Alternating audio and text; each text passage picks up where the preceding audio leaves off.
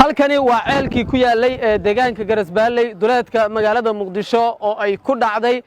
isla markaana ay ku ruux baxday hooyo asli muday muuse oo ahayd haweeney afar caruur haysatay sidoo kalena xaamile ahayd xilli ay halkan ama ceelkan agtiisa ay qoryo ka guranaysay ayaa la sheegay in halkan ay ku dhacday waxa la sheegay in ceelkan oo 90 mitir markaas dhirkiisa kor u dhaafay isla markaana ah ceelashii hore loo adeegsan jiray balse hadda aan biyo lahayn ay markaasi ku dhacday salaad waxa uu ka mid yahay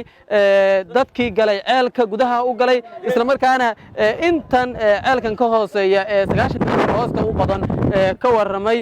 sidii uu kaga soo badbaadiyay hooyo asli oo markaasi iyadoo meeyda halkan laga soo saaray annaguna waxaan kaaliyaashiisa la xirfad yaqiin ilaahay ayaa noo fahmay ka soo xirnay ceelkan wuxuu waraha kale oo dhimantaas maamulka degmada iyo waxay u yaalin dawladda sharafta salaad bal waxaad nooga warantaa alxamdulillah shukr qoftaan shahiiday ahayd ceelkaasay ku dhacday allahu naxariisto jannadina allah ka waraabsho qoftaas shahiiday ahayd ceelkaasay ku dhacdo waa galay waa ka soo xiray degmada Garasbaaley ku yaal ceelku marka ilaaha ma haddaas nagu guuleeyay alxamdulillah shukr waa tahay bal ceelku inta mitir ayuu ahaa ceel biyo salaama aha ma biyeesnay cadaad waaye 90 kiiloomitir oo hoos u qodan yahay ceelku boqolkii 10 mitir ka dhiman waana cadaad biyo male marka waa wada duuganta qoftu labada cagoodan ka soo xira kor loo qaadaan iri markii kor loo qaaday ilaahay kuuma samadiide banaanka carradi laga soo baxshay waxiga xoow ahay markaas waa lay naqa hadan aan kor lay keeno waa lay naqay markii lay naqay aan soo xira markaas ay ceel oo ugu nimid si gurmad ah oo ka soo bixinay muddo maanta hadda saacadahan alxamdulillah kolba waa dhimatay Allahu naxariisto maamulka degmada inuu taala waxa ka dambeeyay in ilaahay kariim banka kale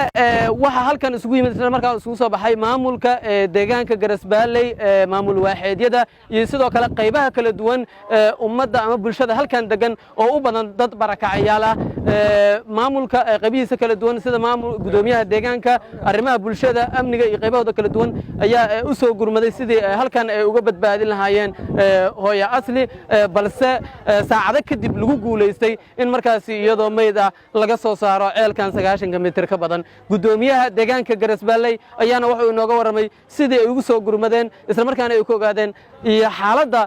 halkan ka jirtay sidii ugu guuleysteen awalan ilaaha mahadle maana uu kulansiiyay marka labaad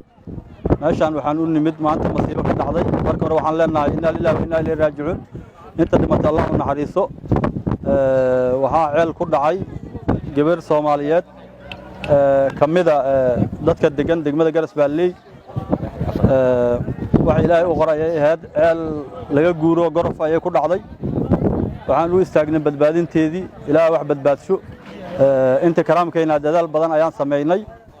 laakiin nasiib darro kuma guuleysanin qoftii ceelkii way geeriyootay oo waxa waaye ceelkii waxa uu ahay ceel aan muddo la isticmaalin oo biyo lahayn gorof ayuu ahay sidaas ay ku dhacday kulli dhaawac badan ayaan gaaray markii ay ceelka ku dhacdo hore inaga soo gaartay adiga waxay ahayd 8 saac oo ay ahayd waa adiga hal saac gudihiisna ku guuleysanay inaan ka jawaabno dhammaan samir Allah naga siiyo qaas ahaan booskii ay ka tagtay sabar iyo iimaan Allah ka siiyo bedelkeeda khayr qab Allah siiyo waxa waaye waa tacsiyeynayna wax kale oo awoodna ma jiraan Allah u naxariisto intaasaan leenahay maamulka waxaan u mahad celinaynaa idaacadda goobjoog FM aad u mahadsantihiin ka qayb qaadashada ka qayb qaadateen bulshada naftirkiina gurmadka qayb ka tihiin kan xusno